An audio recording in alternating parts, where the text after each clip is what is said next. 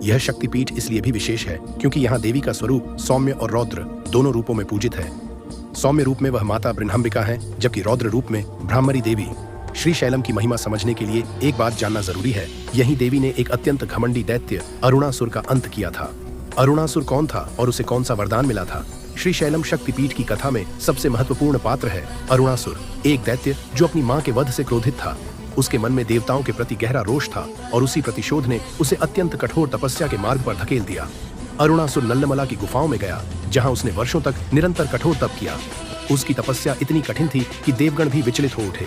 अंततः उसकी साधना से प्रसन्न होकर ब्रह्मा जी उसके सामने प्रकट हुए।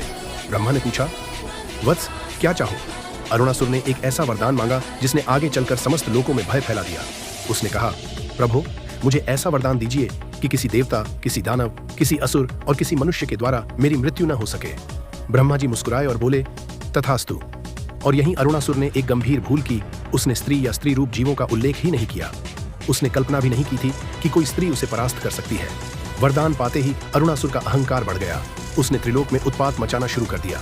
देवताओं के यज्ञ बाधित होने लगे, आर्षि मुनि आतंकित हो गए और पृथ्वी पर विनाश फैलने लगा।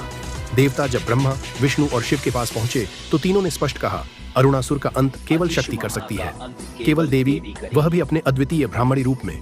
यहीं से देवी के हस्तक्षेप की शुरुआत होती है, क्योंकि अरुणासुर का अंत पुरुष नहीं कर सकते थे।